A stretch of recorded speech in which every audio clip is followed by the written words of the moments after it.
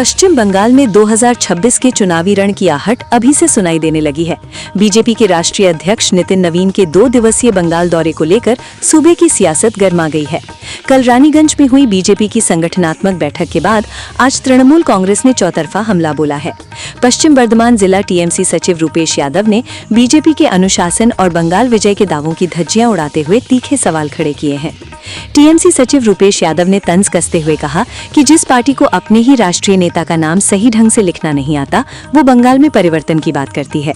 उन्होंने दावा किया कि नितिन नवीन के स्वागत में रानीगंज की सड़कों पर जो बैनर लगाए गए थे, उनमें उनका नाम ही गलत लिखा था। यादव ने चुटकी लेते हुए कहा, जिस दल के कार्यकर्ताओं को अपने नेता का नाम तक नहीं पता, वो बंगाल विजय के सपने देख रहे हैं। हमला यहीं नहीं रुका। रूपेश यादव ने आज सुबह की तस्वीरों का हवाला देते हुए कहा कि कल तक जो बीजेपी के झंडे सड़कों पर शान से लहरा रहे थे, आज वे सड़कों के धूल में पड़े नजर आ रहे हैं। उन्होंने आरोप लगाया कि बीजेपी के पास ऐसे समर्पित कार्यकर्ता ही नहीं है जो अपने दल के झंडे और प्रतीकों का सम्मान कर सकें। उन्होंने कहा, जो पार्टी अपने झंडे को सहेज कर नहीं रख सकती, वो बन्नाल की जनता को क्या संभालेगी।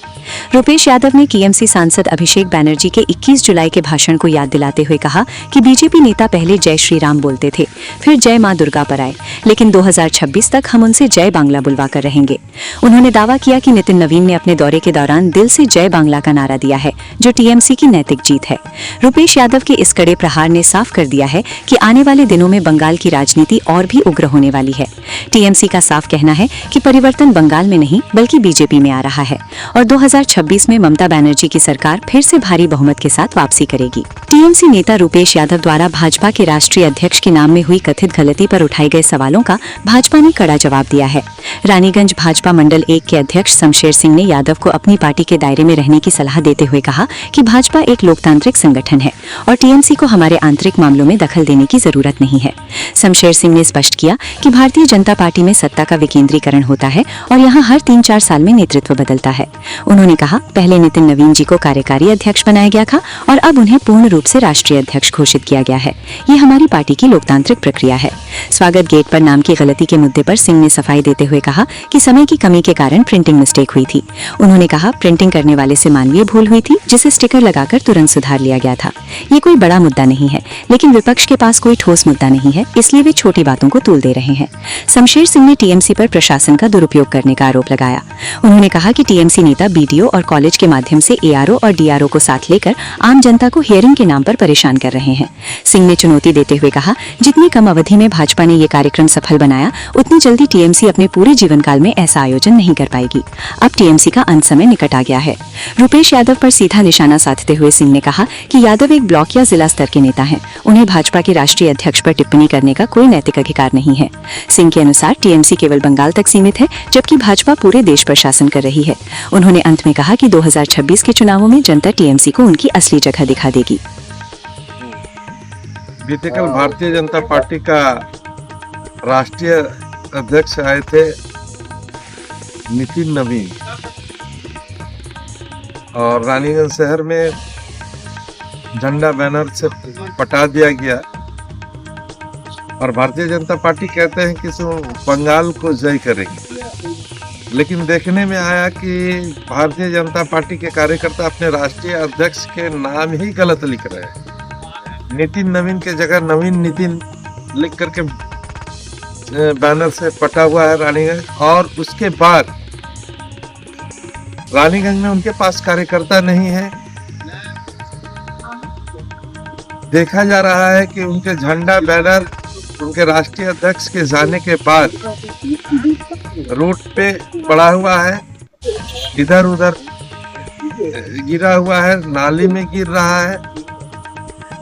उन्हें इस पे ध्यान देना चाहिए, नहीं तो कल देखा जाएगा कि कुछ लोग आए और तृणमूल के खिलाफ में लगेंगे नाराबाजी करने कि झंडा बैनर नाली में गिरा हुआ है। वैसे भी उनका बंगाल में कोई स्थान नहीं है और ये प्रमाण भी हो चुका है। हमारे नेता अभिषेक बनर्जी ने कहे थे 21 जुलाई के अपने वक्तव्य में कि पहले वो लोग जय श्री राम बोलते थे और उसके बाद जय श्री राम के बाद आए तो बंगाल में जय दुर्गा बोलने लगे, और 21 जुलाई को हमारे नेता ने कहा था कि आगे जय श्री राम बोलते तारपरे जय दुर्गा बोलছে, আর 26 जय बांग्ला बोला कोराबू, और उनके जो राष्ट्रीय अध्यक्ष आए थे सही मायने में मंच से जय बांग्ला का स्लोगान दिए है।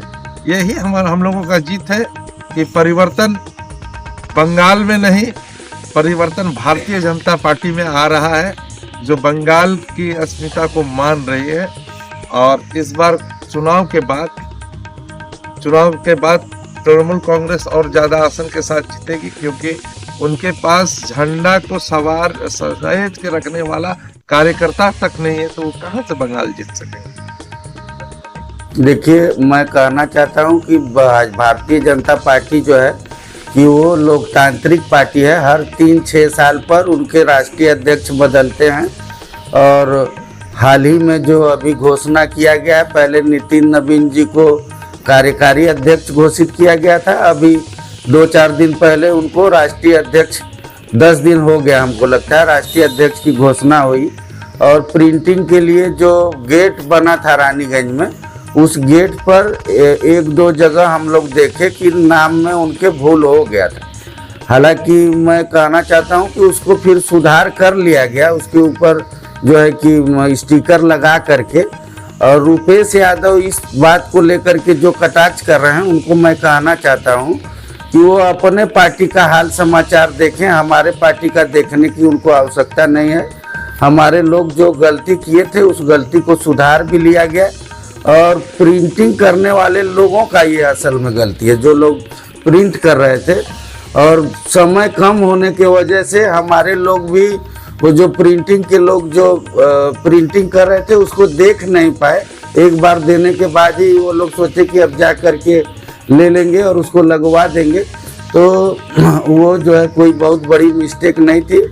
और रुपेश जी के लिए मैं कहना चाहता हूँ कि वो अपने पार्टी पर ध्यान दें, और जिस प्रकार से वो लोग वीडियो ऑफिस और कॉलेज के माध्यम से वीडियो और जो है कि ARO DRO लोग को लेकर के जिस तरह से साधारण लोगों को हियरिंग में परेशान करवा रहे हैं, उसमें सुधार ले आए। भाजपा का नाम लेते हो और परेशान आप लोग अपने आप कराते हो, तो इस चीज़ में आप सुधार ले आइए। ऐसा है ना कि भारतीय जनता पार्टी के लोग जो है कि लगातार जो है कि 3 दिन से इस कार्यक्रम में लगे थे, और इस तरह का जल्दबाजी का प्रोग्राम मैं दावे से कह सकता हूं कि रानीगंज तृणमूल कांग्रेस कभी जिंदगी में नहीं कर पाएगा। अब तो उनका अंत समय आ गया है, लेकिन उनको मैं ये बता देता हूं कि जितना सम्मान भारतीय जनता पार्टी के लोग अपने झंडे का करते हैं, उस तरह का सम्मान वो लोग अपने झंडे का नहीं करते हों। तो ये ज्ञान वो अपने पास रखें, भाजपा को क्या करना है नहीं करना है भाजपा ठीक कर लेगी। वो जो लोग अभी वीडियो ARO DRO को लेकर के जो पब्लिक को परेशान कर रहे हैं, ये खेल जो खेल रहे हैं पब्लिक को परेशान करने का, वो उसमें सुधार ले आए, नहीं तो उनका बहुत बुरा परफॉर्मेंस होने वाला है इस बार। देखिए, रुपेश यादव जी इतने बड़े नेता नहीं है कि हमारे राष्ट्रीय अध्यक्ष के ऊपर सवाल उठाए। मैं डायरेक्ट उनसे कहना चाहता हूँ, वो अपने ब्लॉक स्तर के, जिला स्तर के नेता है, अपने तक सीमित रहे। हमारे राष्ट्रीय अध्यक्ष के ऊपर सवाल उठाने का उनका इतने बड़े नेता अभी नहीं हो गए। बंगाल तक उनकी पार्टी सीमित है, हमारे पूरे देश में सरकार चल रही है, 21 प्रांतों में हमारा सरकार। वो इतने बड़े नेता नहीं हो गए कि वो हमारे राष्ट्रीय अध्यक्ष के बारे में सवाल करें। वो अपनी देखें, अपनी चलावें। मैं उनके लिए सिर्फ इतना ही कहना चाहता हूँ। और हमारे राष्ट्रीय अध्यक्ष और हमारी पार्टी क्या कर रही है, वो हमारे पार्टी का आने वाले 26 के चुनाव में जो रिजल्ट आएगा उससे इनको पता चल जाएगा। मेरा नाम शमशेर सिंह, मैं भारतीय जनता पार्टी रानीगंज मंडल 1 का अध्यक्ष। रानीगंज से खास बात इंडिया संवाददाता फैजान सिद्दीकी की खास रिपोर्ट।